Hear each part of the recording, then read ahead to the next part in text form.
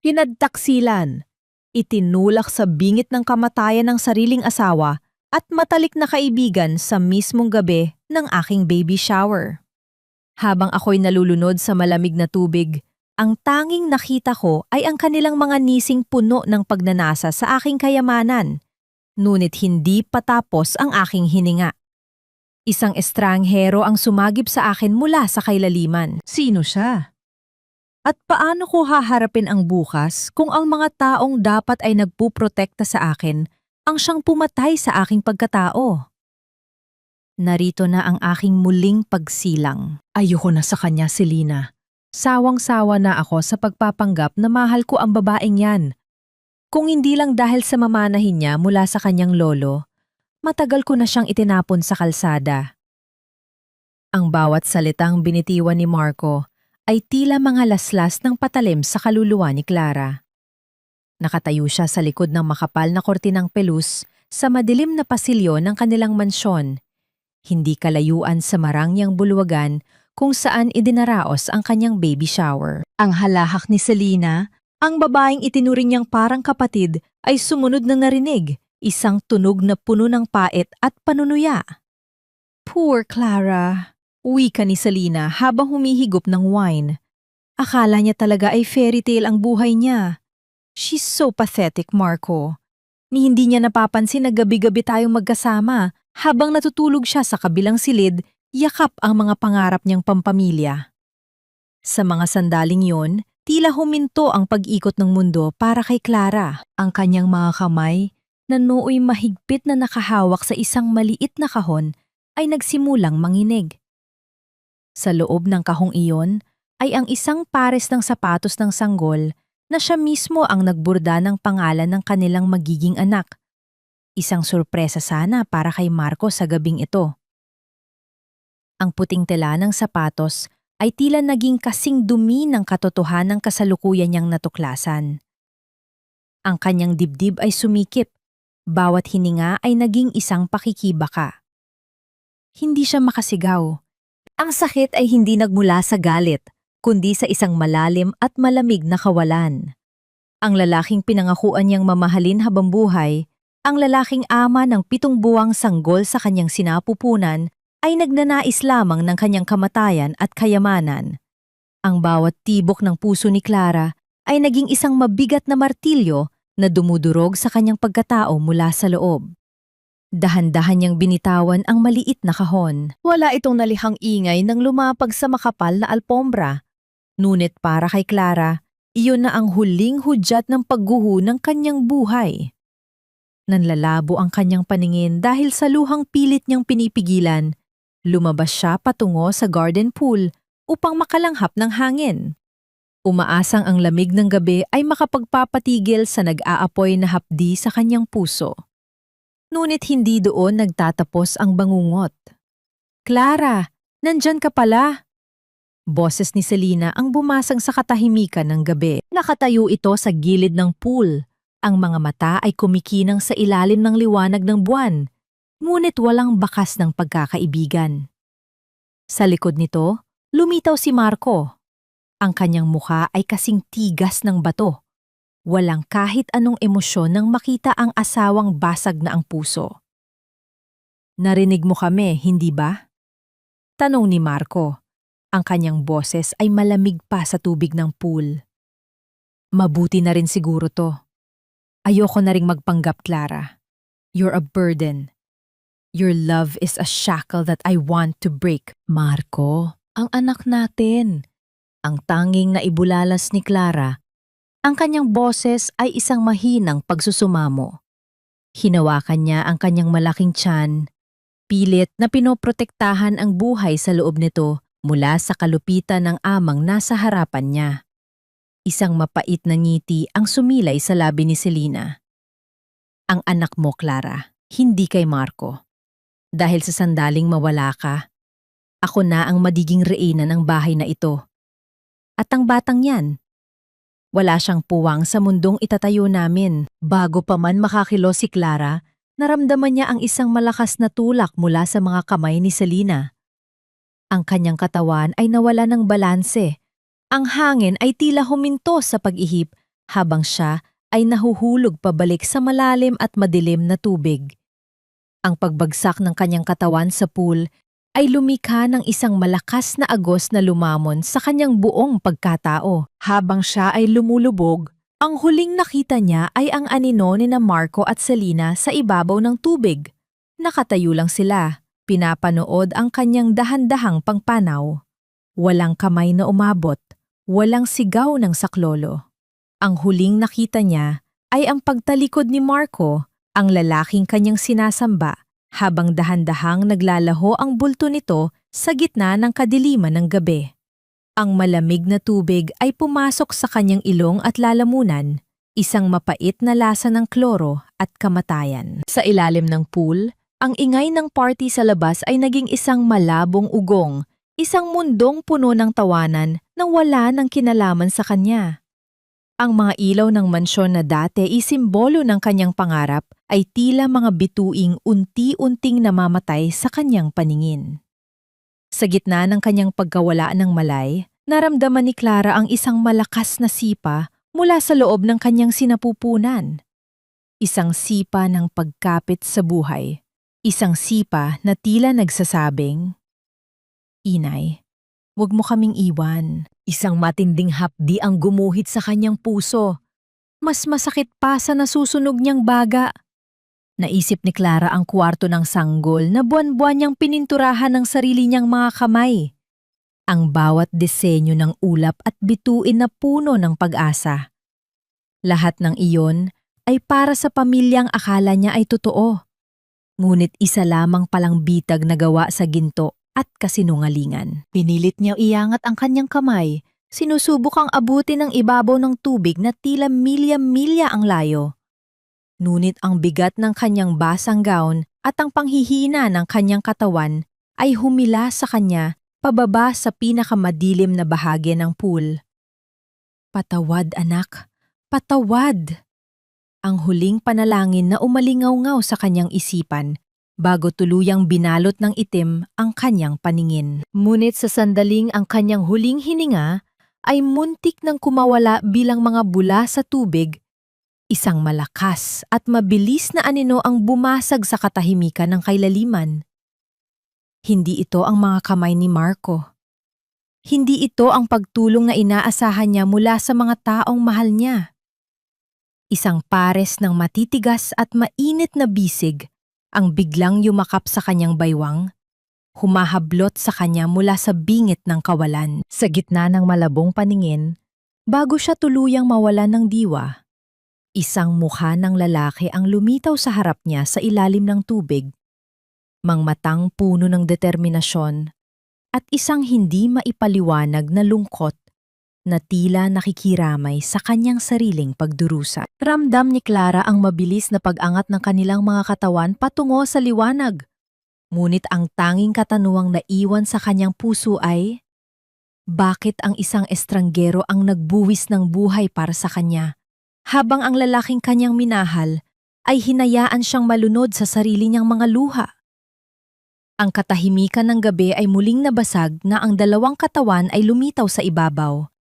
Ngunit para kay Clara, ang mundong kanyang babalikan ay hindi na ang mundong kanyang iniwan. Siya ay wala na, at ang tanging natitira ay isang inang handang gawin ang lahat para sa kanyang anak, kahit pa kailanganin niyang maging isang multo sa paningin ng mga taong pumatay sa kanya. Ang amoy ng gamot at malinis na lino ang unang sumalubong sa kamalayan ni Clara, isang amoy na malayo sa mapait na lasa ng tubig pool na huli niyang natatandaan. Mabigat ang kanyang mga pilik mata, tila may mga munting pabigat na nakadikit dito. Ngunit pinilit niyang idilat ang kanyang mga mata. Ang puting kisame ay hindi pamilyar.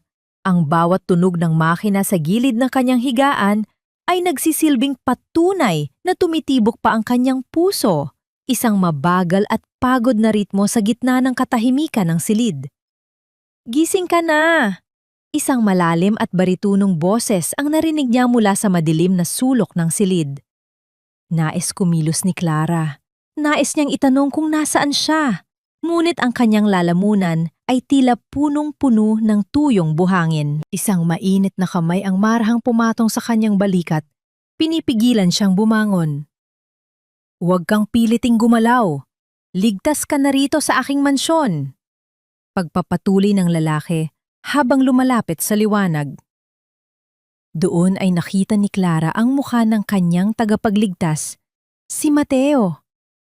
Ang kanyang mga mata ay may lalim na tila nakakita na ng napakaraming unos, ngunit may taglay itong kakaibang ganda na nagbibigay ng kapanatagan. Ang anak ko? Ang unang salitang namutawi sa labi ni Clara, isang paos at basag na tinig. Mabilis niyang hinawakan ang kanyang tiyan, ang kanyang buong katawan ay nanginginig sa takot na baka nawala na ang tanging dahilan ng kanyang paghinga. Ligtas ang bata, Clara. Lumalaban siya, gaya mo. Sagot ni Mateo, at sa mga salitang yon, ang mga luha na kanina pa pinipigilan ni Clara ay tuluyang umagos, bumabasa sa kanyang maputlang pisingi. Ito ay luhang puno ng pasasalamat, ngunit may halong pait ng katotohanan. Lumapit si Mateo sa isang malaking telebisyon sa pader at binuksan ito. Ang balita ay tungkol sa trahedya sa mansyon ng mga De Vega. Nakita ni Clara ang mukha ni Marco sa screen. Nakatakip ang mga palad sa mukha, balot ng itim na kasuotan, at tila humihagulgol sa harap ng mga reporter. Isang malaking kawalan para sa aming pamilya, ang pagpanaw ng aking mahal na asawa at ng aming anak, wika ni Marco sa TV. Ang kanyang boses ay nanginginig sa sakit na alam ni Clara na isang malaking kasinungalingan. Sana ay nahanap na niya ang kapayapaan sa kabilang buhay. Ang panonood sa sariling burol habang ikaw ay buhay pa ay isang uri ng pagpapahirap na hindi kayang ilarawan ng salita. Ang bawat hikbi ni Marco sa telebisyon ay tila isang malakas na sampal kay Clara. Gaano kabilis nito na itapon ang lahat ng kanilang pinagsamahan? Gaano kadali para dito ang ituring siyang patay, para lamang makuha ang kanyang kayamanan? Patay ka na sa paningin ng mundo, Clara. Seryosong saad ni Mateo habang nakatitig sa kanya. At marahil, iyon ang pinakamagandang proteksyon na mayroon ka ngayon. Sa oras na lumabas ka sa pintuang ito, magagawa ka nilang saktan muli. Ngunit dito, sa ilalim ng aking pangangalaga, ikaw ay isang anino na hindi nila kayang abutan. Napatingin si Clara sa bintana kung saan ang ulan ay nagsimulang pumatak ng mahina. Tila nakikiramay sa kanyang pagdadalamhati. Ang mansyong ito ni Mateo ay punong-puno ng mga mamahaling gamit, ngunit may isang aura ng kalungkutan na bumabalot sa bawat sulok. Napansin ni Clara ang isang maliit na lamesa sa tabi kung saan may isang nakataob na frame ng larawan. Bakit mo ako tinutulungan? Tanong ni Clara. Ang kanyang mga mata ay nakatuon kay Mateo. Sino ka ba talaga? At bakit ka naroon sa gabing yon? Isang mapait na ngiti ang sumilay sa labi ni Mateo, ngunit hindi ito umabot sa kanyang mga mata. Sabihin na nating pareho tayong biktima ng mga taong mapagsamantala. At ang gabing yon, hindi yon aksidente. Matagal na kitang pinagmamasdan, Clara. Hindi dahil sa masamang hangarin, kundi dahil alam kong darating ang oras na kakailanganin mo ng isang kakampi. Dahan-dahang tumayo si Mateo at lumakad patungo sa pinto. Magpahinga ka. Ang pagbawi ng lakas ang iyong prioridad ngayon. May mga sikreto ang mansyong ito, gaya ng pagkakaroon mo ng mga sikretong kailangang itago mula sa iyong asawa. Nang masara ang pinto, muling nabalot ng katahimikan ang silid. Nanatiling nakahiga si Clara, nakatitig sa kawalan. Ang init ng kamay ni Mateo sa kanyang balikat ay tila naroon pa rin, nagiiwan ng isang kakaibang pakiramdam na hindi niya maipaliwanag. Sino ang lalaking ito? At bakit tila mayroon siyang alam sa nakaraan ni Clara na maging siya ay hindi pa natutuklasan? Sa gitna ng kanyang malalim na pag-iisip, napansin ni Clara na ang pinto ng isang lihim na silid sa dulo ng pasilyo ay bahagyang nakabukas. Dahil sa kuryosidad, pilit niyang iginalaw ang kanyang nanghihinang katawan at sumilip. Ang kanyang hininga ay tila tumigil nang makita ang loob ng silid. Ang mga pader ay punong-puno ng mga larawan ng isang babae. Isang babaeng may parehong ngiti, parehong hugis ng mukha, at parehong malungkot na mga mata gaya ng kay Clara. Sino ang babaeng ito? At bakit tila ang kanyang buhay ay nakatali sa isang lalaking kakikilala pa lamang niya sa gitna ng kadiliman? Ang bawat hakbang ni Clara patungo sa loob ng lihim na silid ay tila paglakad sa ibabaw ng mga bubog. Ang lamig na nagmumula sa sahig ay gumagapang sa kanyang mga paa, ngunit mas malamig ang pakiramdam na dulot ng mga larawang nakapaskil sa pader. Libu-libong piraso ng nakaraan ang nakatitig sa kanya. Ang babaeng nasa larawan ay tila isang salamin ng kanyang sariling kaluluwa, ang parehong kislap ng mata bago ito nabalot ng pait, ang parehong kurba ng labi na tila laging may ibinubulong na panalangin. Si Sofia siya, ang aking asawa. Halos mapatalon si Clara nang marinig ang tinig ni Mateo sa kanyang likuuran. Hindi niya namalayan ang pagpasok nito. Ang mga hakbang ng lalaki ay kasing tahimik ng isang anino. Nakatayo si Mateo sa may pintuan. Ang kanyang mga kamay ay nakasilid sa bulsa ng kanyang itim na pantalon habang ang kanyang tingin ay nakapako sa pinakamalaking larawan sa gitna ng silid. Kamukhang kamukha ko siya. Mahinang sambit ni Clara, ang kanyang kamay ay dahan-dahang humawak sa sariling mukha.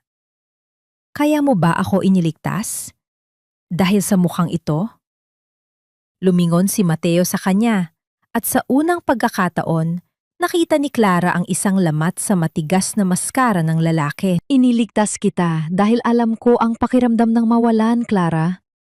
Sofia died because of the same greed that is trying to kill you now. Ang mga De Vega, ang pamilya ng asawa mo, hindi sila estranjero sa akin. Matagal na kaming may utang na dugo sa isa't isa. Ang bawat salita ni Mateo ay tila isang piraso ng puzzle na unti-unting nabubuo sa isipan ni Clara.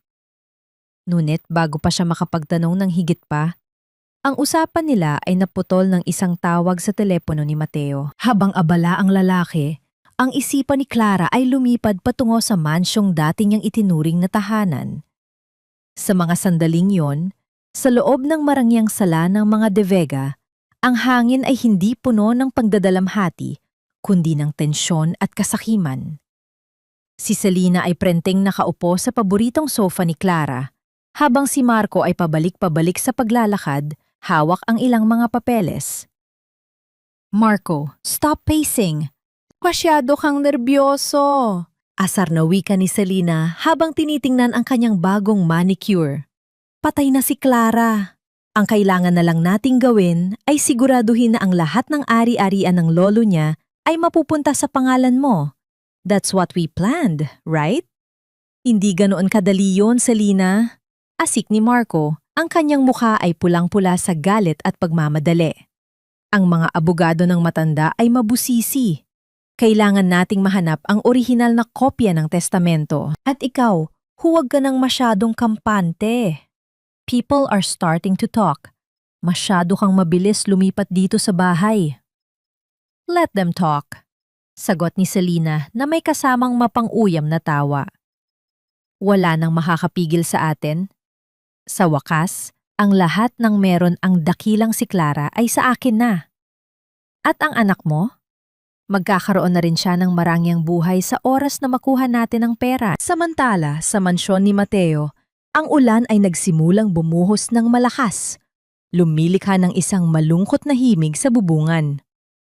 Nakaupo si Clara sa tapat ng bintana. Yakap ang kanyang sarili habang pinapanood ang bawat patak ng tubig. Lumapit si Mateo dala ang isang tasa ng mainit na tsaa at inilapag ito sa maliit na lamesa sa tabi niya. Don't just cry, Clara. Ang mga luhang yan ay hindi makakabawi sa lahat ng kinuha nila sa'yo. Wika ni Mateo, ang kanyang boses ay mas malambot na ngayon. Survive, not just for yourself, but for the child inside you. Ang galit ay isang magandang gasolina. Ngunit ang pagmamahal sa anak mo ang magiging makina mo. Dahan-dahang kinuha ni Clara ang tasa Ang init nito ay unti-unting gumagapang sa kanyang nanlalamig na mga daliri. Paano ako magsisimula? Pakiramdam ko ay ninakawan ako ng kaluluwa, Mateo. Imbes na sumagot, naglakad si Mateo patungo sa isang lumang gramophone sa sulok at naglagay ng isang plaka. Ang bawat nota ng violin ay tila humahaplo sa mga sugat ni Clara ng kapayapaan sa gitna ng nagangalit na unos ng kanyang buhay. Tutulungan kita, bulong ni Mateo na halos hindi marinig sa gitna ng tugtugin. Ngunit kailangang maging matigas ka, gaya ng brilyante. Diamonds are made under pressure, Clara, at ikaw ang pinakamahalagang hiyas na wawasak sa kanila. Ngunit ang katahimikan ng gabi ay muling nabasag nang tumunog ang isang espesyal na telepono sa ibabaw ng lamesa ni Mateo. Ito ang linya mula sa kanyang pinagkakatiwalaang espiya sa loob ng mansyon ng mga De Vega. Pagkatapos makinig ng ilang segundo, ang mukha ni Mateo ay biglang tumigas. Anong problema? Kaba na tanong ni Clara. Ramdam ang biglang pagbabago ng aura sa silid. Ibinaba ni Mateo ang telepono at tumingin kay Clara nang may halong pabaon na balita. Hindi lang pera ang habol ni Selena, Clara. May mas malalim na dahilan kung bakit niya gustong-gusto kang mawala sa landas nila. Ano yun? Huminga ng malalim si Mateo. Nakausap ng espiya ko ang doktor ni Selena. Clara, buntis din si Selena at ayon sa records, 4 na buwan na ang bata. Halos kasabay ng sayo. Ang tasa ng tsaa sa kamay ni Clara ay bahagyang mayanig. Ang mainit na likido ay tumalsik sa kanyang balat. Ngunit wala siyang naramdamang hapdi, kundi ang tila muling pagkabutas ng kanyang mundo. Ang pagtataksil ay hindi lamang pala isang gabi, kundi isang mahaba at planadong panlilinlang na ngayon ay may bunga na ring sisibol. Ang pag-ibig sa simula ay parang isang matamis na kanta na nagpapatulog sa ating mga pangamba. Ngunit para kay Clara, ito pala ay isang mahabang serye ng mga kasinungalingan na binalot sa mamahaling sutla. Habang nakaupo siya sa harap ng malaking screen sa library ni Mateo, pinapanood niya ang bawat galaw ng mga taong pumatay sa kanyang pagkatao. Tila, bumalik ang kanyang gunita sa panahong ang lahat ay tila isang pangarap. Naalala niya ang gabi nang mag-propose si Marco sa ilalim ng mga bituin. Clara, ikaw ang aking buhay. Utang ko sa pamilya mo ang lahat at ibabalik ko yon sa pamamagitan ng pagmamahal sa iyo habang buhay. Bulong nito noon. Ang utang na loob, iyon ang naging tanikala ni Clara. Noong malapit ng malugi ang negosyo ng kanyang ama, ang pamilya De Vega ang nag-abot ng tulong. Akala ni Clara ay pag-ibig ang dahilan ng kanilang pag-iisang dibdib, ngunit na yon ay malinaw na sa kanya. Isa lamang siyang puhunan para sa kanilang kasakiman. Ang bawat halik ni Marco ay may kapalit na pirma sa mga dokumento at ang bawat yakap nito ay isang paraan upang masigurado na hindi siya aalis sa kanilang poder. Tingnan mo sila, Clara. Malamig na wika ni Mateo habang nakaturo sa screen. Sa monitor, makikita si Selena sa loob ng silid na inihanda ni Clara para sa kanyang sanggol. Ang mga dingding na kulay asul at puti, ang mga laruang gawa sa kahoy at ang duyan na gawa sa yantok. Lahat ng yon ay puno ng pag-asa. Ngunit sa isang iglap, kumuha si Selena ng isang malaking itim na plastic bag. Isa-isang hinablot ng babae ang mga damit ng sanggol, ang mga maliliit na medyas, at pati na ang pares ng sapatos na itinahi ni Clara. Walang pakundangan na itinapon ni Selena ang lahat sa loob ng basurahan habang humahalakak. Bawat piraso ng tela na lumalapag sa loob ng plastik ay tila bahagi ng sariling balat ni Clara na binabalatan ng buhay. Ang kanyang mga kuko ay bumaon sa hawakan ng kanyang upuan. Ang kanyang mga kasukasuan ay namuti sa higpit ng pagkakahawak. Hindi siya makahinga. Ang hangin sa silid ay tila naging kasing bigat ng tingga. Yan ang halaga ng pagmamahal na ibinigay mo sa kanila. Patuloy ni Mateo, Ang kanyang boses ay tila isang malupit na paalala ng katotohanan. Itinapon nila ang alaala mo na parang basura, Clara. Hahayaan mo lang ba na iyon ang maging katapusan ng kwento mo? Hindi sumagot si Clara. Ang kanyang mga mata ay nanatiling nakapako sa screen. Pinapanood si Selena na ngayon ay prenteng humiga sa kama na dati ay sa kanila ni Marco. Ang bawat pintig ng kanyang puso ay naging isang tahimik na panunumpa. Ang sakit na nararamdaman niya ngayon ay hindi na magbubunga ng luha, kundi ng isang matigas na determinasyon. Samantala, sa kabilang bahagi ng syudad, sa loob ng opisina ni Marco, ang kapaligiran ay balot ng kaba. Nakatitig si Marco sa kanyang laptop, ang pawis ay namumuo sa kanyang noo sa kabila ng lamig ng aircon. Isang hindi kilalang email ang pumasok sa kanyang inbox at ang kalakip na video ay nagpabilis sa tibok ng kanyang dibdib. Nanginginig ang kanyang kamay nang i-click niya ang play. Ang video ay malabo, ngunit malinaw na makikita ang dalawang figura sa gilid ng pool, isang lalaki at isang babae. Kitang-kita ang marahas na pagtulak, ang pagbagsak ni Clara sa tubig, at ang pananatili nila sa gilid upang panuurin ang paglubog nito. Walang duda, yon ang sandali ng kanilang krimen. Damn it! How is this possible? Ang bulalas ni Marco habang hinahampas ang kanyang mesa. Ang bawat ugat sa kanyang leeg ay lumitaw sa tindi ng takot. Akala niya ay nalinis na nila ang lahat. Akala niya ay ang dilim ng gabi ang naging sapat na saksi upang ibaon ang katotohanan. Mabilis niyang tinawagan si Selena. Someone has the footage, Selena! Isang video ng nangyari sa pool. Hindi ko alam kung sino ang nagpadala, but they're watching us. What? Imposible, Marco. Sinabi mo sa akin na walang CCTV sa parteng yun ng garden. Ang boses ni Selena sa kabilang linya ay puno ng gulat at nanginginig na galit. Find out who sent it. Bayaran mo. Gawin mo ang lahat. Huwag lang kumalat ang videong yan, kundi pareho tayong mabubulok sa kulungan. Habang nagkakagulo ang dalawa sa kani-kanilang mga kuta, sa loob ng library ni Mateo, isang manipis na ngiti ang sumilay sa labi ng lalaki habang pinapanood ang reaksyon ni Marco sa pamamagitan ng isang hidden camera. Inilipat ni Mateo ang tiin kay Clara na hanggang ngayon ay hindi pa rin kumukurap habang nakatitig sa monitor. Ang dating malambot na mga mata ni Clara ay tila naging kasing talim ng kidlat. Wala na ang takot, wala na ang pangsusumamo. Ang bawat salitang binitawan ni Marco at Selena ay naging lason na nagpatigas sa kanyang puso. Ang pag-ibig na dati ay nagbibigay sa kanya ng liwanag ay tuluyan ng naging abo. At mula sa abong iyon, isang bagong Clara ang unti-unting isinisilang. Ito pa lang ang simula, Marco. Bulong ni Clara sa gitna ng katahimikan ng silid. Ang kanyang tinig ay wala ng bahid ng pag-aalinlangan. Ipaparanas ko sa inyo ang bawat segundong paninikip ng dibdib habang kayo ay nalulunod sa sarili ninyong mga kasinungalingan. Lumapit si Mateo at hinawakan ang likod ng upuan ni Clara. Handa ka na bang bitawan ang lahat ng natitirang awa sa iyong puso? Dahil sa mundong papasukin natin, ang pag-aalinlangan ay nangangahulugan ng pagkatalo. Tumingin si Clara sa kanya. Ang kanyang mukha ay kasing lamig ng marmol. Patay na ang babaeng mahal si Marco, Mateo. Ang natitira na lang dito ay ang ina na hindi papayag na ang kanyang anak ay lumaki sa mundong pinamumunuan ng mga hayop na gaya nila.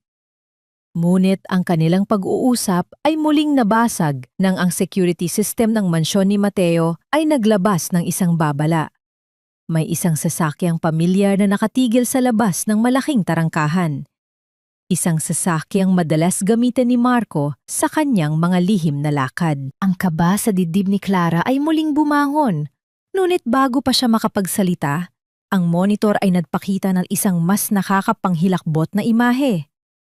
Hindi lang basta nagpadala ng video si Mateo upang takutin si Marco. May isang bagay sa loob ng video na ngayon lang napansin ni Marco. Isang piraso ng ebidensya na hindi lamang magpapakulong sa kanya, kundi tuluyang wawasak sa pangalan ng mga De Vega. Napatayo si Marco sa kanyang opisina. Ang kanyang mukha ay naging kasing puti ng papel. Ang video ay nagtapos sa isang frame kung saan malinaw na nakita ang isang bagay na nahulog mula sa kanyang bulsa habang tumatalikod siya sa pool. Ang singsing na pagmamay-ari ng lolo ni Clara, ang susi sa lahat ng mamanahin nito. The ring. Bulong ni Marco. Ang kanyang boses ay halos hindi marinig. I lost it there. Someone has it. And if they have the ring and the video, they have my life. Ang katahimikan ng gabi sa mansyon ni Mateo ay tila isang mabigat na kumot na bumabalot sa bawat sugat ni Clara. Nakaupo siya sa gilid ng malambot na higaan.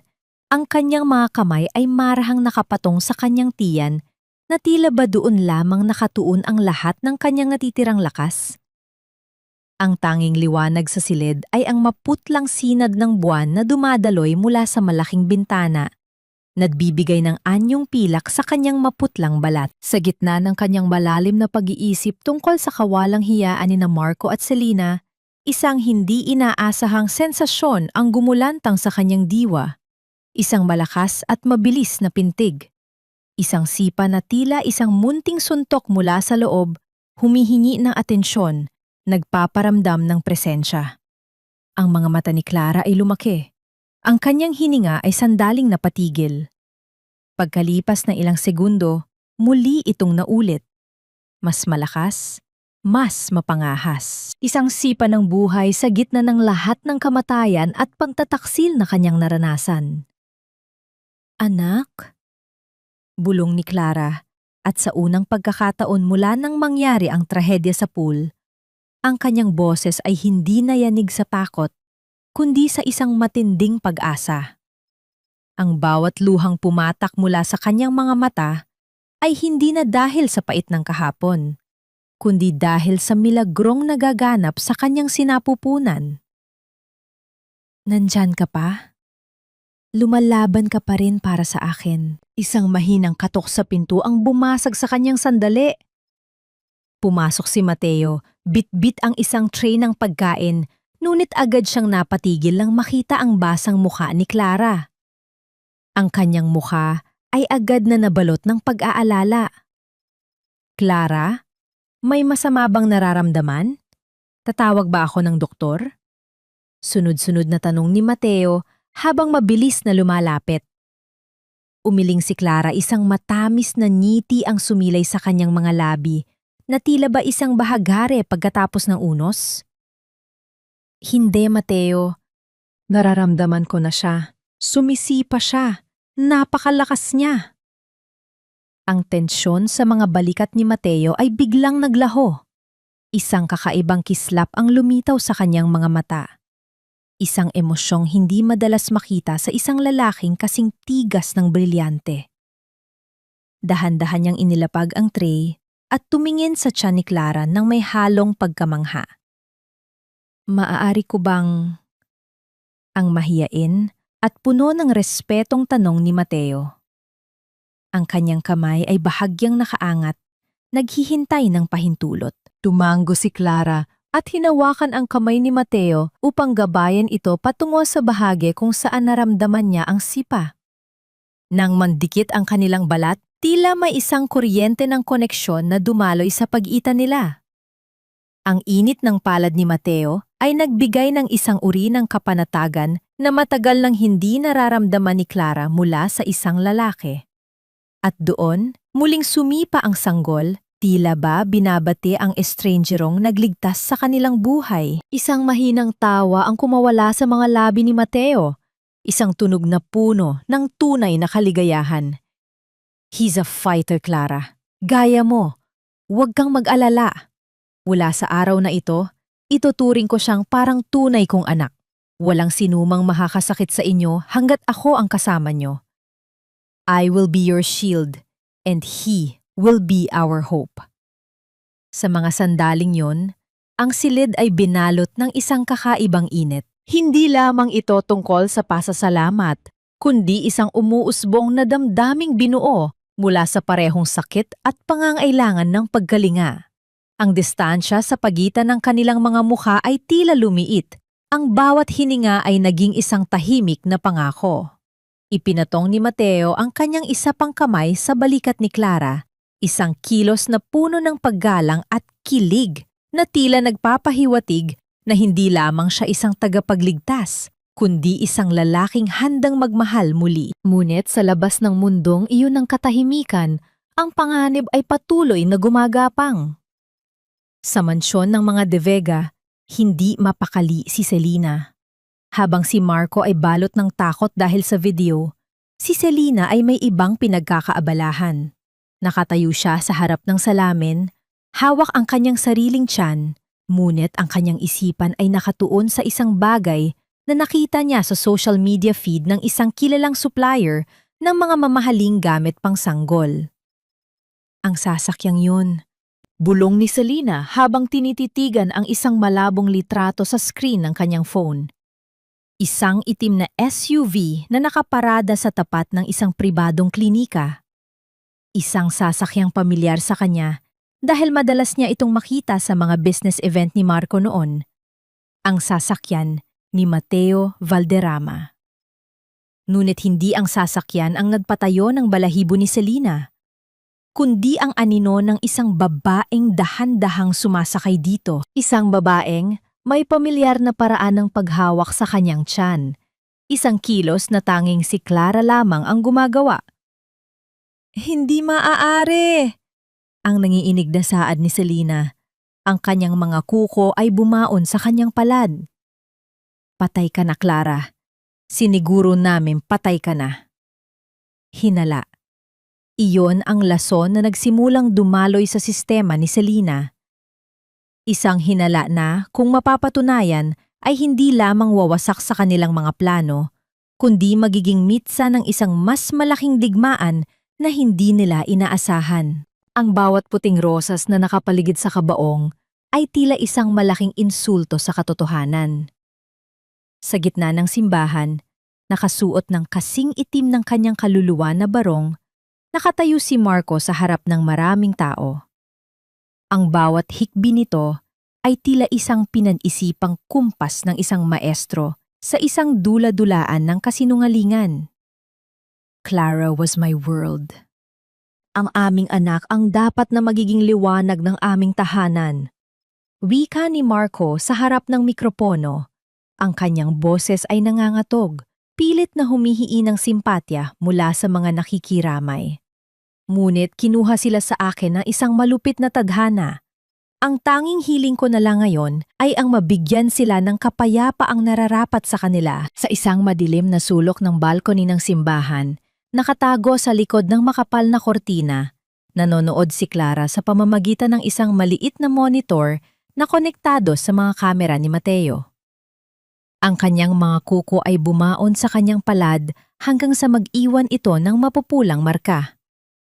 Ang makita ang lalaking pumatay sa kanya na umiiyak sa harap ng kanyang kabaong. Isang kabaong na puno lamang ng mga bato at alaala ay isang uri ng pagpapahirap na halos hindi niya makayanan. Tingnan mo siya, Mateo!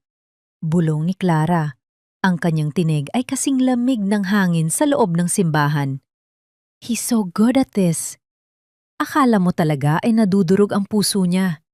Pero ang totoo, iniisip na niya kung paano gagastusin ang insurance money na makukuha niya bukas. Sa tabi niya, nanatiling tahimik si Mateo. Ang kanyang mga mata ay nakapako sa bulto ni Marco. Hayaan mo siyang magsuot ng maskara, Clara. Dahil mas matayog ang pag-akyat niya sa rurok ng kasinungalingan, mas masakit ang kanyang pagbagsak. Handa ka na ba? Tuwanggo si Clara. Ito na ang sandali ng kanilang unang hakbang sa pag-alog sa mundo ng mga De Vega. Bumaba si Mateo mula sa balcony at naglakad patungo sa gitna ng simbahan. Ang bawat hakbang ng kanyang sapatos sa makinis na sahig ay lumikha ng isang mabigat na ritmo na nagpatahimik sa mga bulungan ng mga tao. Ang lahat ay napalingon sa makapangyarihang figura ni Mateo Valderrama, ang bilyonaryong bihirang makita sa mga ganitong okasyon. Napatigil si Marco sa kanyang pagsasalita. Ang kaba sa kanyang dibdib ay muling bumangon nang makita ang lalaking nagpadala ng video ng krimen. Lumapit si Mateo sa harap ni Marco, isang malamig na ngiti ang sumilay sa kanyang mga labi. Mr. De Vega, tanggapin mo ang aking pakikiramay. Wika ni Mateo. Sapat na malakas upang marinig ng mga tao sa paligid. Inabot niya ang kanyang kamay, isang kilos na tila pagpapakita ng respeto. Ngunit ang kanyang mga mata ay nagpapadala ng isang mensang puno ng banta. Mr. Valderrama, hindi ko inaasahan ang iyong pagbisita. Sagot ni Marco, pilit na pinatitigas ang kanyang boses habang nanginginig ang kanyang kamay nang tanggapin ang kamay ni Mateo. Hindi ko mapapalampas ang pagkakataong ito. Patuloy ni Mateo habang dahan-dahang lumalapit sa tenga ni Marco upang bumulong. Gusto ko lang makita kung gaano kaganda ang kabaong na inihanda mo para sa asawa mong buhay na buhay sa aking alaala. Ngunit mag-ingat ka, Marco. Ang mga patay ay hindi laging nananatiling nakabaon, lalo na kung may hustisyang hindi pa nakakamtan. Ang mukha ni Marco ay biglang naging kasing puti ng mga rosas sa paligid. Hindi siya makapagsalita. Ang bawat laway na kanyang nilulunon ay tila naging kasing pait ng lason. Pinanood niya ang pag-alis ni Mateo. Ang bawat segundo ay tila isang taon ng paghihirap. Samantala, sa gilid ng simbahan, hindi nakaligtas sa mapanuring mga mata ni Selena ang bawat galaw ni Mateo. Habang abala ang lahat sa pagdadalamhati, si Selena ay lumabas patungo sa parking lot. Ang kanyang hinala ay naging isang apoy na hindi na mapatay. Naghahanap siya ng kahit anong ebidensya. At doon, sa gitna ng hanay ng mga mamahaling sasakyan, nakita niya ang itim na SUV ni Mateo. Lumapit siya rito. Ang kanyang puso ay tumitibok ng mabilis. Sa ilalim ng sasakyan, may isang bagay na kumikinang. Isang maliit na pendant na hugis anghel. Dahan-dahan itong pinulot ni Selena. Ang kanyang hininga ay napatigil nang makita ang nakaukit sa likod nito. Para kay Clara, mula kay Lolo. Ito ang pendant na suot ni Clara sa gabi ng baby shower. Ang pendant na dapat ay nasa ilalim ng pool kasama ang katawan nito. Buhay ka! Bulong ni Selena. Ang kanyang mukha ay nabalot ng isang malupit na ngiti at matinding takot. Buhay ka at itinatago ka ng lalaking ito. Tumingin si Selena sa direksyon ng simbahan. Ang kanyang mga mata ay nanlilisik sa galip. Ngunit, bago pa siya makabalik sa loob, napansin niya ang isang pamilyar na anino sa loob ng sasakyan ni Mateo. Isang babaeng nakasuot ng belo, nakatingin ng diretso sa kanya mula sa madilim na bintana. Ang bawat hiniya ni Clara ay tila isang pakikipagbuno sa isang invisible na kaaway. Sa gitna ng malalim na gabi, ang katahimikan ng mansyon ni Mateo ay nabasag ng kanyang sariling pagsusumamo sa loob ng isang panaginip. Hindi, Marco, huwag! Ang anak ko! Sa kanyang panaginip, ang tubig ng pool ay hindi na malinaw. Ito ay kasing itim ng tinta, malapot at malamig. Nararamdaman niya ang mga kamay ni Selena na nakabaon sa kanyang balikat. Itinutulak siya sa kailaliman kung saan walang hangin, walang liwanag. Tanging ang tunog lamang ng sarili niyang pintig ng puso na unti-unting bumabagal. Ang pakiramdam ng pagpasok ng tubig sa kanyang baga ay tila totoong-totoo. Isang nakakasunog na hapdi na gumigising sa kanyang bawat himaymay. Biglang napabalikwas si Clara. Ang kanyang dibdib ay mabilis na tumataas at bumababa. Ang pawis ay dumadaloy sa kanyang noo gaya ng ulan sa labas. Ang madilim na silid ay tila umiikot.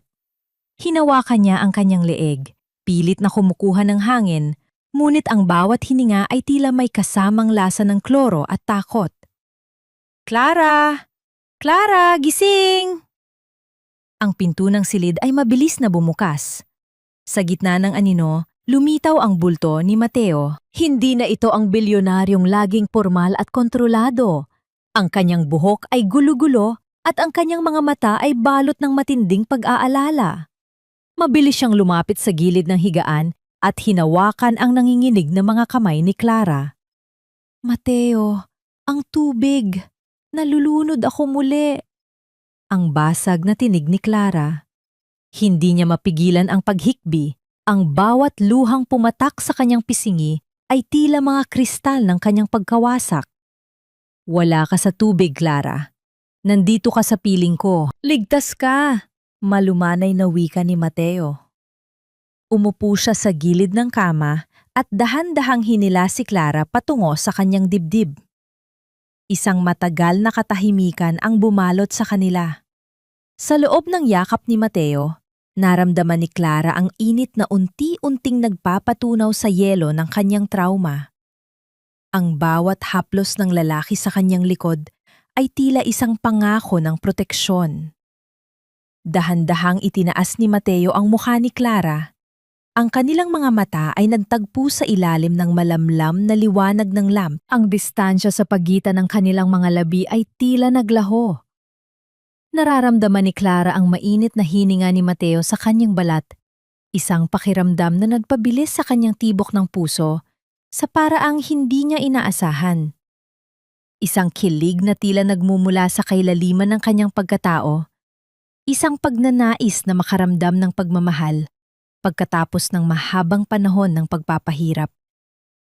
Muntik na magdikit ang kanilang mga labi, isang sandali ng purong emosyon na tila magpapahinto sa mundo. Ngunit dahan-dahang umiwas si Mateo. Ang kanyang no ay idinikit niya sa no ni Clara. Ang kanyang paghinga ay mabigat, tila may malaking labanan sa loob ng kanyang puso. Hindi pa ito ang tamang oras, Clara. Bulong ni Mateo. Ang kanyang boses ay puno ng pagnanasa at respeto. Gusto kong mahalin mo ako dahil gusto mo, hindi dahil kailangan mo ako. Gusto kong buo ka na bago mo ibigay ang iyong puso. Huminga ng malalim si Clara. Ang kanyang mga kamay ay nananatiling nakahawak sa laylayan ng damit ni Mateo. Ang pagtanggi ni Mateo ay hindi nadulot ng sakit, kundi ng isang mas malalim na paghanga. Ipinakita nito sa kanya kung gaano siya kahalaga para sa lalaking ito. Salamat, Mateo, mahinang wika ni Clara. Para sa lahat. Lumayo ng bahagya si Mateo at tumingin sa labas ng bintana. Kailangan na nating kumilos. Selena is getting closer. Nakita niya ang pendant mo sa simbahan. Hindi na magtatagal at susubukan nilang pasukin ang buhay ko para mahanap ka. Anong plano natin? Tanong ni Clara. Ang kanyang determinasyon ay muling nag-aapoy. Rebirth, sagot ni Mateo. Sa susunod na buwan, may isang malaking investment gala sa Singapore. Ipapakilala kita bilang si Clarice Valderrama, ang aking bagong business partner at malayong pinsan na galing sa Europa. Doon, haharapin mo sila, hindi bilang biktima, kundi bilang isang babaeng mas makapangyarihan kaysa sa inaakala nila. Singapore? Gulat na saad ni Clara. Ngunit paano ang anak ko? Malapit na akong manganak. Doon ka manganganak, sa pinakamahusay na ospital, paninigurado ni Mateo. Kailangan nating mawala sa radar ng mga De Vega habang nagpapalakas ka. At pagbalik natin, ang bawat piraso ng kayamanan na kinuha nila sa iyo ay mababawi natin ng may interes. Ngunit sa gitna ng kanilang pagpaplano, isang hindi inaasahang tunog ang nagmula sa ibaba. Ang security system ng mansyon ay nag-beep ng 3 beses, isang babala na may nagtatangkang pumasok sa bakod. Mabilis na tumayo si Mateo at kinuha ang kanyang tablet. Ang mukha niya ay biglang naging kasing tigas ng semento. Sa screen, makikita ang isang figura ng lalaking nakasuot ng hood, may hawak na flashlight, at dahan-dahang lumalapit sa main entrance ng mansyon. Hindi si Marco ang nasa screen, kundi si Victor, ang ama ni Selena, isang dating pulis na kilala sa pagiging marahas at bihasa sa panghahanap ng mga taong nawawala.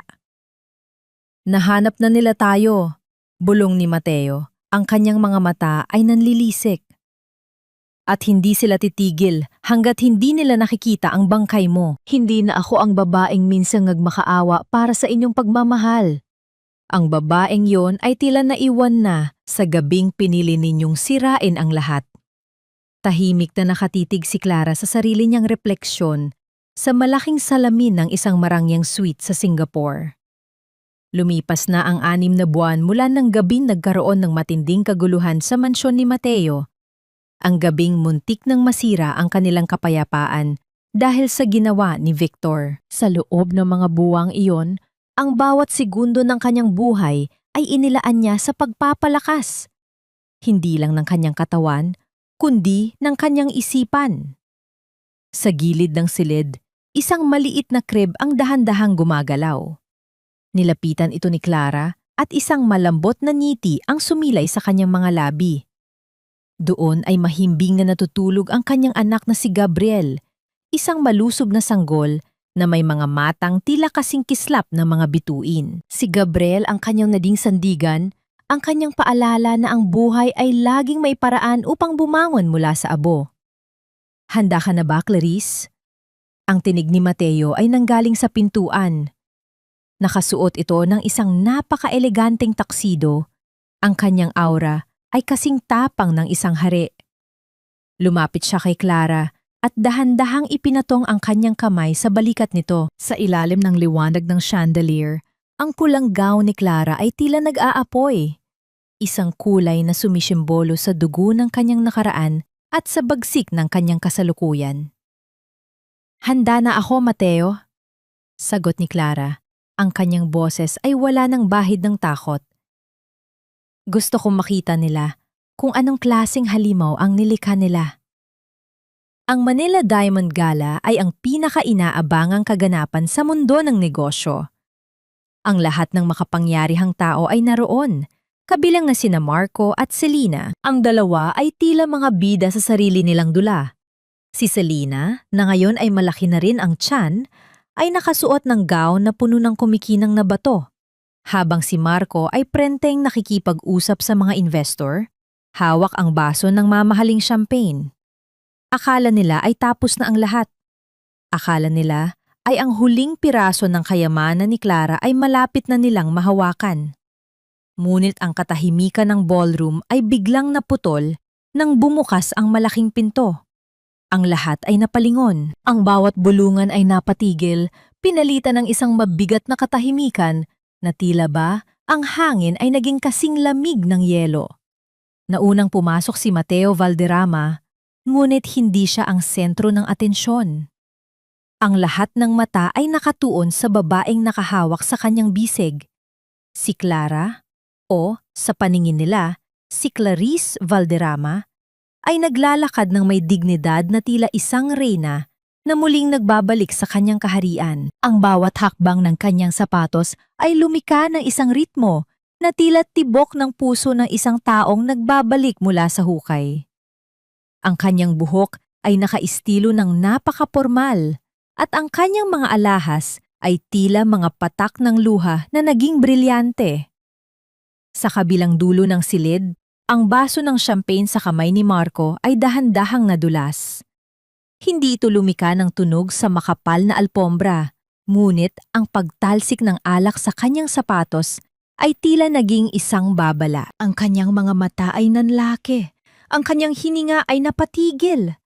Ang bawat himaymay ng kanyang katawan ay nanginginig sa takot. Hindi maaari, bulong ni Marco, ang kanyang boses ay halos hindi marinig. Clara? Naramdaman ni Selena ang paninigas ng kanyang buong katawan. Napahawak siya ng mahigpit sa kanyang tiyan. Ang kanyang mukha ay nabalot ng isang malagim na ekspresyon. Ang babaeng nakatayo sa harap nila ay may mukha ni Clara. Ngunit ang mga mata nito ay hindi na ang mga matang puno ng pag-ibig na dati nilang inaabuso. Ang mga ito ay mga matang puno ng kapangyarihan at isang lihim na panganib. Lumapit sina Mateo at Clara sa kinaroroonan ni Marco. Isang malamig na ngiti ang sumilay sa labi ni Mateo. Good evening, everyone. Bati ni Mateo sa lahat bago itinuon ang tingin kay Marco. Mr. De Vega, mukhang nakakita ka ng multo. I'd like to introduce my business partner and my long-lost cousin from Europe, Clarice Valderrama. Clarice, this is Marco De Vega. I believe he was once married to someone you closely resemble. Tumingin ng diretso si Clara sa mga mata ni Marco. Ang bawat segundo ng katahimikan ay tila 1,000 taon ng paghihirap para sa lalaki. Hindi kumukurap si Clara. Tila ba binabasa niya ang bawat kasalanang nakatago sa kaluluwa ng kanyang asawa. Nice to meet you, Mr. De Vega, wika ni Clara. Ang kanyang boses ay kasing linis ng kristal, ngunit kasing talim ng espada. Ang kanyang Taglish ay may kakaibang accent, isang sadyang pagpapanggap upang lituhin ang kanilang mga isipan. I've heard so much about your tragic past. It's such a shame. But then again, some things are better left buried, don't you think? Ang bawat salita ni Clara ay tila isang munting karayom na tumutusok sa puso ni Marco. Ang lalaki ay hindi makapagsalita. Ang bawat laway na kanyang nilulunon ay tila naging kasing pait ng lason. Pinanood niya si Clara. Ang bawat galaw nito, bawat kislap ng alahas nito, ay tila isang paalala ng kanyang sariling kamatayan. Ngunit ang tunay na pasabog ay hindi pa natatapos. Sa gitna ng ballroom, lumapit ang isang waiter, dala ang isang itim na envelope para kay Marco. Isang regalo po mula sa isang anonymous na donor para sa inyong bagong proyekto. Wika ng waiter bago umalis. Nang ininig ang mga kamay ni Marco nang buksan niya ang envelope. Sa loob nito ay wala, kundi isang maliit na litrato. Isang litrato ng isang sapatos ng sanggol. Isang sapatos na may burda ng pangalang Gabriel. At may mga bakas pa rin ng tubig pool at putik. Napatingin si Marco kay Clara. Ngunit ang babae ay abala na sa pakikipagtawanan kay Mateo. Tila ba wala itong kinalaman sa takot na kasalukuyang lumalamon sa kanyang pagkatao. Buhay siya! Nanginginig na saad ni Selena sa tabi ni Marco. Marco, buhay ang babaeng yan. At nandito siya para kunin ang lahat sa atin. Ang gabi ay tila naging isang malaking bitag.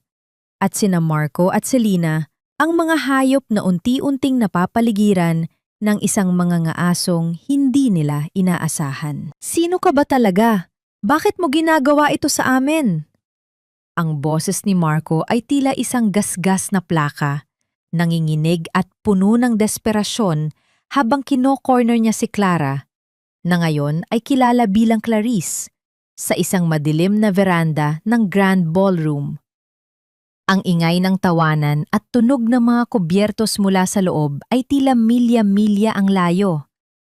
Dito sa labas, ang tanging maririnig ay ang mabilis at gulo-gulong hininga ng isang lalaking unti-unti nang kinakain ng sariling ang takot. Tumingin si Clara sa kanya nang may halong pangtataka. Ngunit ang kanyang mga mata ay nanatiling kasing lamig ng yelo sa loob ng isang mamahaling baso ng scotch. Dahan-dahan niyang inayos ang kanyang buhok, ang kislap ng kanyang diamanteng singsing ay tila isang paalala kay Marco ng lahat ng ninakaw nito. I'm sorry, Mr. De Vega, but I think you've had too much to drink. Wika ni Clara sa isang napaka-pormal na Taglish.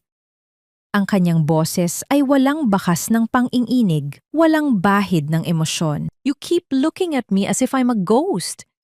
Is it that hard to believe na may mga tao sa mundong ito na may kaparehong mukha ng iyong yumaong asawa? Hindi ako pwedeng magkamali. Ang boses mo, ang paraan ng pagtingin mo. Hinawakan ni Marco ang braso ni Clara. Ang kanyang mga daliri ay nanginginig sa higit ng pagkakahawak. Clara, alam kong ikaw yan. Bakit ka nagtatago sa likod ng pangalan ni Mateo Valderrama? Sa mga sandaling iyon, ang loob ni Clara ay tila isang nagngangalit na bulkan. Ngunit ang kanyang panlabas na anyo ay kasing payapa ng isang lawa sa madaling araw. Nararamdaman niya ang init ng kamay ni Marco sa kanyang balat. Ang kamay na dati ay nagbibigay sa kanya ng ligaya, ngunit ngayon ay nagpapaalala lamang ng marahas na tulak sa pool. Nais niyang sumigaw. Nais niyang iduro sa mukha nito ang lahat ng pait. Ngunit nanatili siyang matatag. Bitawan mo ako, Mr. De Vega. Ang mariing utos ni Clara. Ang kanyang tinig ay naging kasing talim ng isang labaha. You are being unprofessional. My cousin Mateo would not be very happy if he finds out that you are harassing his business partner. At tungkol sa asawa mo, kung ganyan ka kung tumingin sa ibang babae, marahil ay hindi nakapagtataka kung bakit hindi siya nakahanap ng kapayapaan. Binawi ni Clara ang kanyang braso ng may puwersa.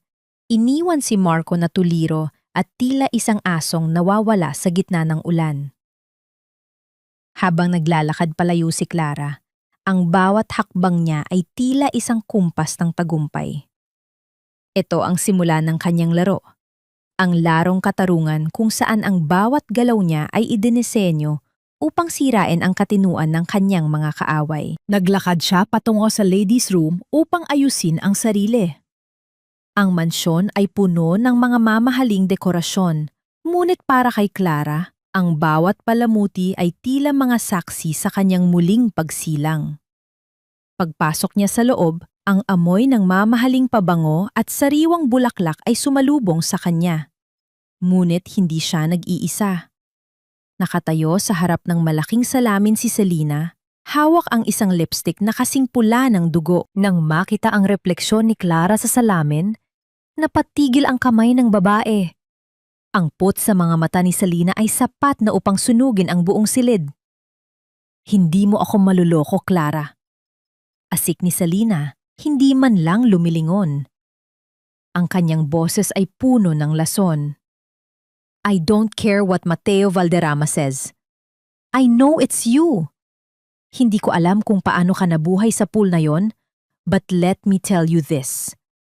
Kung nagawa kitang patayin noon, magagawa ko itong ulitin ngayon. Dahan-dahang lumapit si Clara sa tabi ni Selena, kumuha ng isang pirasong tissue at marahang pinunasan ang kanyang sariling labi habang nakatitig din sa salamin. Isang maliit at mapang-asar na ngiti ang sumilay sa kanyang muka, kung saan naramdaman niya ang sugdulang kapangyarihan sa ibabaw ng takot ng kanyang kaaway. Sino po sila? Tanong ni Clara sa isang inosenteng tinig, ngunit ang kanyang mga mata ay nanunuya. You're the second person tonight who has called me by that name. Is she that famous? O baka naman, siya ang konsensyang hindi niyo mapatahimik. Lumingon ng marahas si Selena, ang kanyang mukha ay nabalot ng galit. Stop playing games! What do you want? Pera? Sasabihin ko kay Marco na bayaran ka? Umalis ka lang sa buhay namin. Clara laughed, isang mahina at eleganteng tawa na tila mga kristal na nagbabanggaan. Pera? My dear, I am a Valderrama now. I could buy your whole family and still have enough for dessert. What I want is something you can never buy. Dinala ni Clara ang kanyang muka malapit sa tenga ni Selena. Ang kanyang hininga ay malamig na dumampi sa balat ng babae. Gusto ko lang makita kung paano ka manginig tuwing gabi. Iniisip kung kailan kakatok ang katarungan sa pintuan mo. At ang batang nasa sinapupunan mo. Kawawa naman siya. Lumalaki sa loob ng isang babaeng walang kaluluwa. Ang tunog ng paglock ng pinto ng ladies' room ay umalingaw-nangaw sa paligid. Isang mabigat na katahimikan ang namayani habang si Selena ay unti-unting lumalapit kay Clara, may hawak na isang matalim na nail file mula sa kanyang bag. Hindi ka makakalabas dito ng buhay, Clara. Bulong ni Selena. Ang kanyang mga mata ay nanglilisik sa isang uri ng kabaliwan. Dito natin tatapusin ang lahat. Nakahanda si Clara. Ang kanyang puso ay tumitibok ng mabilis, ngunit walang takot. Ngunit bago pa makahakbang si Selena, Isang malakas na katok ang narinig mula sa labas. Kasunod ang tinig ni Mateo na tila isang hudyat ng kaligtasan. "Clarice, are you in there? The auction is about to start!" Wika ni Mateo. Ang kanyang boses ay puno ng awtoridad na nagpabalik kay Selena sa katotohanan. Mabilis na itinago ni Selena ang nail file at inayos ang kanyang damit habang si Clara ay nanatiling kalmado. Ang kanyang tingin sa salamin ay tila nagsasabing, "Ito pa lang ang unang round, Selena." "Walang hiya ka, Mateo. Anong ibig sabihin ng pambabastos na ito?" Ang boses ni Marco ay umalingaw-ngaw sa buong ballroom, puno ng pot at nanginginig na awtoridad. Nakatayo siya sa gitna ng entablado, sa tabi ng isang malaking digital screen na dapat ay magpapakita ng bagong proyekto ng mga De Vega. Ngunit ang mga tao sa paligid ay hindi nakatingin sa kanya. Ang lahat ng mata, mga investor, mga socialite at mga miyembro ng media ay nakapako sa screen sa likuran niya. Sa loob ng ilang segundo, ang marangyang pagdiriwang ay binalot ng isang nakabibinging katahimikan. Sa monitor, hindi mga graph o arkitektura ang nakikita, kundi isang madilim at malabong kuha mula sa isang security camera. Isang pool area sa ilalim ng buwan. 2 figura ang malinaw na makikita. Isang marahas na tulak. Ang pagbagsak ng isang buntis na babae sa tubig at ang pananatili ng lalaki at ng isa pang babae sa gilid, pinapanood ang paglubog ng biktima nang walang kahit anong bakas ng awa. Ang mukha ni Marco ay dahan-dahang nawala ng kulay. Tila ba ang dugo sa kanyang katawan ay tuluyan ng natuyo. Ang bawat singhap mula sa mga manonood ay tila isang munting saksak sa kanyang pagkatao. Ang bawat bulungan ay naging isang malakas na hudyat ng kanyang pagbagsak. Ito ang tunay na pundasyon ng tagumpay ni Mr. Marco De Vega.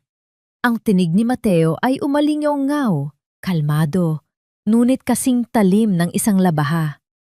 Nakatayo siya sa ibaba ng entablado, kasama si Clara na nananatiling tahimik.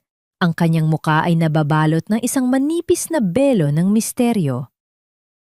Ang buhay ng kanyang sariling asawa at anak ang ginawa niyang puhunan para sa kanyang marangyang pamumuhay.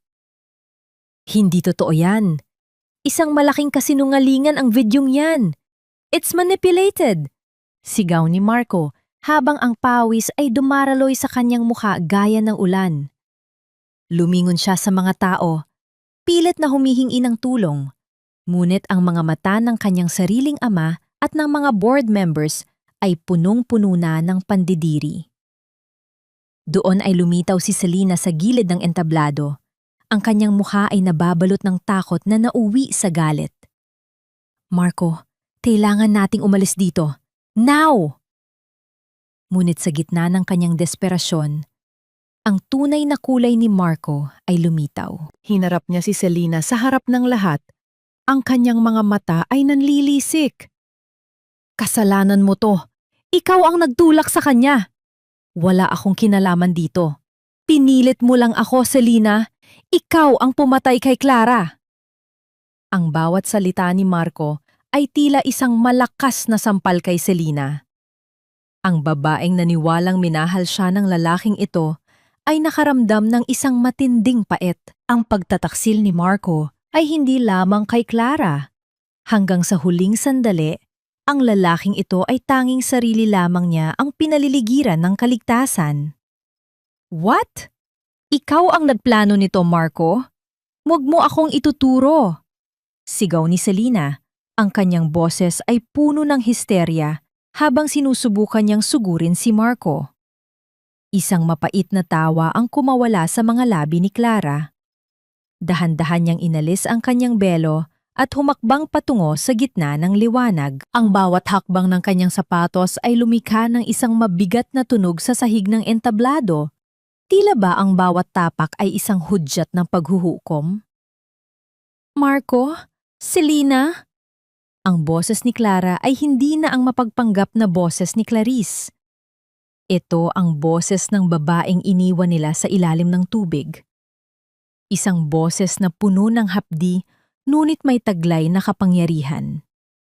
Maging sa harap ng kamatayan at katarungan, nagagawa niyo pa ring magsakalan. Ang inyong pag-ibig ay isang malaking sumpa na kayo rin ang tatapos. Napatigil ang lahat. Ang pagkakakilanlan ni Clara ay tuluyan ng nabunyag. Ang mga flash ng kamera ay naging kasing bilis ng kidlat, kumukuha ng bawat segundo ng makasaysayang muling pagkabuhay na ito. Clara, bulong ni Marco, dahan-dahang lumuluhod sa harap niya, hindi dahil sa pagsisisi, kundi dahil sa kawalan ng matatakbuhan. Clara, patawarin mo ako. Mahal kita, alam mo yan? Si Selena lang ang may gusto nito. Huwag mong dungisan ang salitang pagmamahal gamit ang iyong dila, Marco. Ang malamig na sagot ni Clara. Ang mga batingaw ng katarungan ay nagsimulang marinig mula sa labas ng ballroom. Ang papalapit na tunog ng mga sirena ng pulis na tila isang himig ng katapusan. Sa gitna ng kaguluhan, tinangka ni Marco at Selena na tumakas patungo sa back exit. Ngunit ang mga tauhan ni Mateo ay mabilis na humarang sa bawat daanan. Nang maramdaman ni Selena na wala na silang kawala, ang kanyang kabaliwan ay tuluyang sumabog. Mula sa kanyang maliit na clutch bag, inilabas niya ang isang makintab at malamig na bagay. Isang baril. Ang bawat hininga sa loob ng ballroom ay tila napatigil nang itutok ni Selena ang baril ng diretso sa dibdib ni Clara. Kung hindi ako magiging masaya, walang magiging masaya. Ang nanginginig na sigaw ni Selena. Ang kanyang mga mata ay wala na sa katinuan. Dapat namatay ka na sa pool na yon, Clara. You ruined everything! Nakatitig si Clara sa dulo ng baril. Ang kanyang puso ay tumitibok ng mabilis, ngunit hindi siya umatras. Sa tabi niya, akmang haharang si Mateo. Ngunit ang kanyang mga mata ay nanatiling nakatitig sa kaaway. Sa mga sandaling iyon, ang hangin ay naging kasing bigat ng tingga at ang bawat segundong lumilipas ay tila isang tanikala na naghihintay na maputol. Sige, Selena, hamon ni Clara. Ang kanyang tinig ay kasing pino ng sutla, ngunit kasing matigas ng bakal. Ipakita mo sa buong mundo kung gaano ka talaga kawalang hiya. Patayin mo ako sa harap ng lahat ng saksi at isama mo ang iyong anak sa iyong pagbagsak sa impyerno. Ang bawat segundo ay tila naging isang oras ng paghihirap, habang ang dulo ng baril ay nakatutok sa dibdib ni Clara. Sa loob ng ballroom, ang bawat hininga ay napatigil at ang tanging maririnig ay ang mabilis at gulugulong paghinga ni Selena. Ang kamay nito ay nanginginig. Ang mga daliri ay tila may sariling isip habang nakakapit sa gatilyo.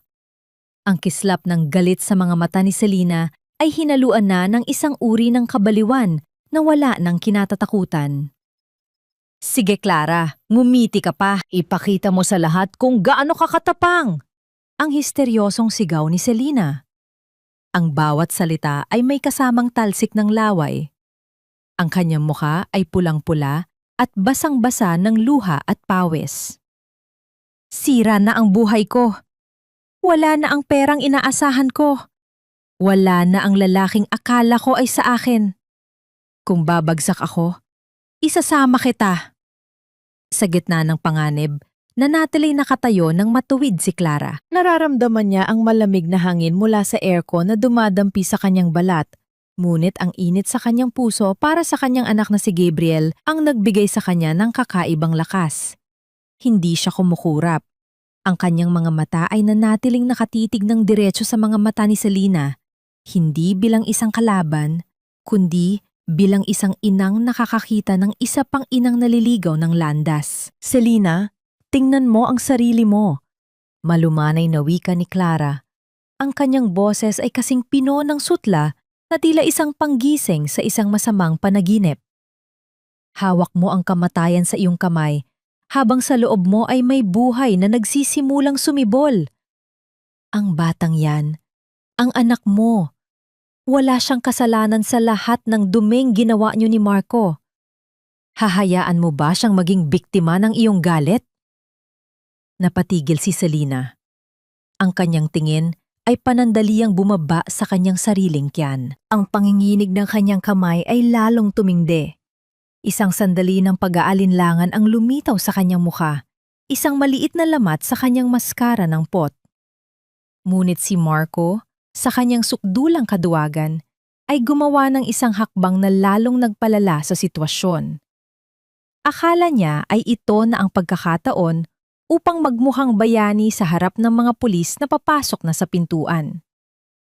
"Selena, ibigay mo sa akin ang baril," sigaw ni Marco habang biglang sumusunggab sa kamay ni Selena. "Huwag kang mandamay!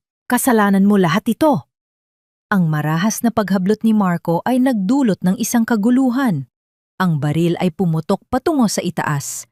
Ang tunog ng pagtama ng bala sa malaking chandelier ay lumika ng isang ulan ng mga kristal na bumagsak sa sahig gaya ng mga luha ng langit. Ang mga tao ay nagtakbuhan at nagsisigawan, naghahanap ng kanluhan sa ilalim ng mga lamesa. Sa gitna ng usok at gulo, mabilis na kumilos si Mateo. Bago pa muling maitutok ni Selena ang baril, naramdaman ni Clara ang isang malakas na bisig na humila sa kanya at yumakap ng mahigpit. Ginawa ang sariling katawan bilang panangga. Si Mateo ay nakayakap sa kanya. Ang bawat pintig ng puso ng lalaki ay nararamdaman ni Clara sa kanyang likuran. Isang matibay na pader na handang tumanggap ng anumang sakit para lamang sa kanyang kaligtasan.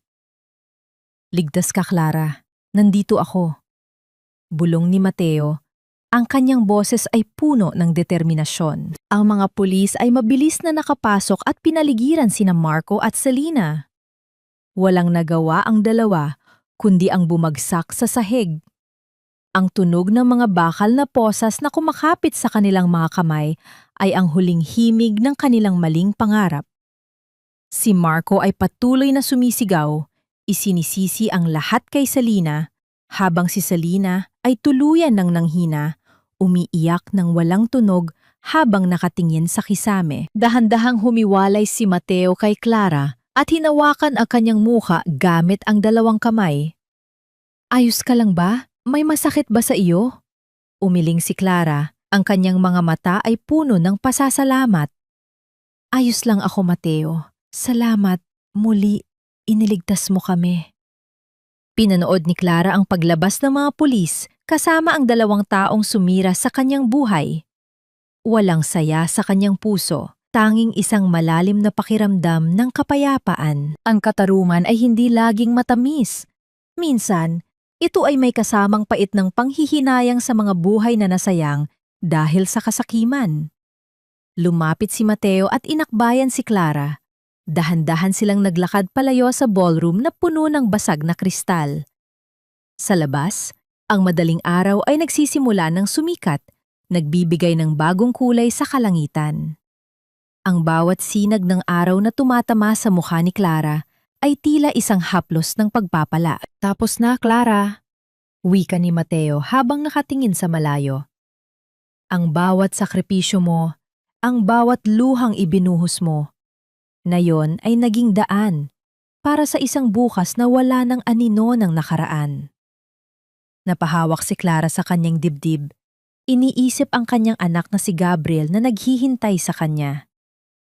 Ang sakripisyo ng isang ina ay hindi lamang ang pagharap sa bala, kundi ang pagpili na magpatawad sa sarili at bumuo ng isang bagong buhay mula sa mga guho. Sa tabi ni Mateo, naramdaman niya na ang tunay na paglalakbay ay nagsisimula pa lamang, isang landas ng paghilom at tunay na pagmamahal. Ang bawat sinag ng araw na tumatama sa bintana ng mansyon ay tila isang bagong pahina ng isang aklat na dati ay punong-puno ng pait. Isang taon na ang lumipas mula ng gabing gumuho ang mundo ni Marco at Selena, at para kay Clara, ang bawat araw mula noon ay naging isang hakbang patungo sa liwanag. Nakatayo si Clara sa gitna ng isang malawak na harden na nakaharap sa dagat. Ang tunog ng mga alon na humahalik sa dalampasigan ay tila isang banayad na kanta na nagpapatulog sa mga alaala ng kanyang nakaraan. Sa kanyang bisig, karga niya ang isang makulit at masayahing bata, si Gabriel. Ang bata ay lumalaking malusog, may mga matang puno ng kuryosidad at isang tawa na sapat na upang burahin ang lahat ng pagod sa puso ni Clara. Bago siya tuluyang manirahan sa kapayapaang ito, alam ni Clara na may isang huling bagay siyang kailangang gawin. Isang huling pagbisita sa lugar kung saan nakapiit ang mga anino ng kanyang kahapon. Sa loob ng silid ng dalaw sa kulungan, ang hangin ay mabigat at amoy luma. Nakaupo si Clara sa likod ng makapal na salamin habang hinihintay ang lalaking dating naging sentro ng kanyang mundo. Nang lumitaw si Marco, halos hindi siya makilala ni Clara. Ang dating makisig at mayabang na si Marco de Vega ay isa na ngayong aninong kupas. Ang kanyang buhok ay gulo-gulo, ang kanyang mga mata ay lubog, at ang kanyang balat ay tila papel na nawala ng kulay. Clara, ang paos na tinig ni Marco nang hawakan niya ang telepono. Ang bawat salita niya ay tila may kasamang bigat ng pagsisisi. Patawarin mo ako. Araw-araw kong iniisip kung paano ko nagawa yun sa'yo. Si Selena, nanganak na siya sa ward ng ospital ng kulungan. Ngunit hindi man lang niya gustong makita ang bata. Clara, tulungan mo ako. Ayokong mamatay dito. Tumingin si Clara sa kanya. Ngunit wala na siyang naramdamang galit. Wala na ring pagsusumamo.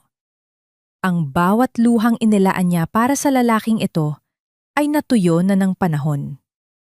Hindi ako naparito para maghigante, Marco. At hindi rin ako naparito para iligtas ka. Ang mahinahon, ngunit matatag na sagot ni Clara. Ang bawat salita niya ay kasing linis ng tubig sa bates. Naparito ako para sabihing pinatatawad na kita. Hindi dahil karapat-dapat ka, kundi dahil karapat-dapat ako sa kapayapaan. Ang galit ko sa'yo ang huling tanikala na humahawak sa akin, at ngayon, pinuputol ko na ito. Ibinaba ni Clara ang telepono at tumayo nang hindi na nilingon ang lalaking humahagulgol sa likod ng salamin. Nang lumabas siya sa malaking gate ng kulungan, naramdaman niya ang isang matinding kalayaan. Ang hangin sa labas ay tila mas masarap lang hapen. Sa kabilang bahagi ng kalsada, nakasandal sa isang itim na sasakyan si Mateo. Nang makita si Clara, isang matamis na ngiti ang sumilay sa kanyang mga labi.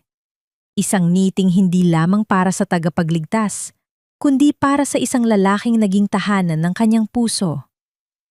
Tapos na ba? Tanong ni Mateo habang inuunahan ang pagbubukas ng pinto para kay Clara. Tapos na, Mateo. Wala na silang kapangyarihan sa akin. Sagot ni Clara habang hinahawakan ang kamay ni Mateo. Ang init ng palad nito ay nagbigay sa kanya ng katiyakan na ang bukas ay hindi na kailangang katakutan. Nagmaneho sila patungo sa isang pribadong beach resort na pag-aari ni Mateo. Doon, sa ilalim ng kulay kahel na kalangitan ng papalubog na araw, naglakad ang dalawa sa tabi ng dagat. Ang bawat hakbang ng kanilang mga paa sa malambot na buhangin ay lumilikha ng mga bakas na dahan-dahang binubura ng tubig, tila ba ang tadhana ay naglilinis ng daan para sa kanilang bagong simula. Ibinaba ni Mateo si Gabriel sa buhangin upang hayaan itong paglaruan ang maliliit na alon. Pagkatapos ay humarap siya kay Clara. Ang kanyang mga mata ay nagniningning sa ilalim ng huling sinag ng araw. Clara, sa bawat agos ng dagat na dumaan sa buhay natin, marami tayong nawala. Simula ni Mateo, ang kanyang boses ay puno ng emosyon. Ngunit ang bawat pag-alis ng tubig ay may dalang bagong handog.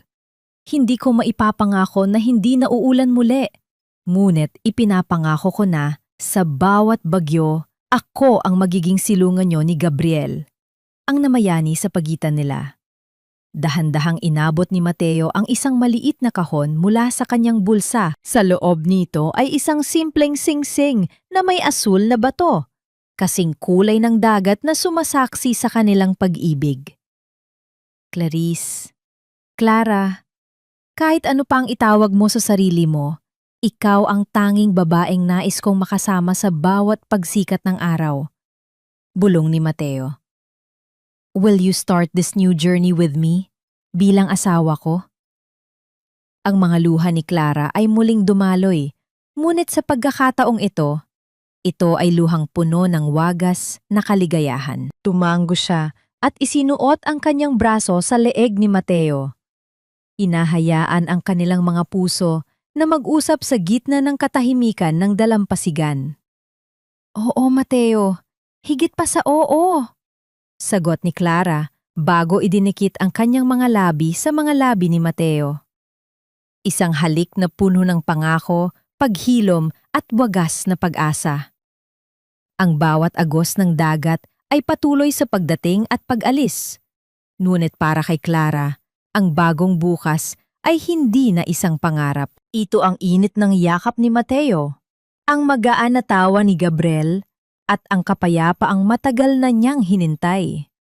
Ang mga sakit ng nakaraan ay naging mga tahimik na alaala na lamang. Mga paalala na nalampasan niya ang maraming pagsubok at nanatiling matatag.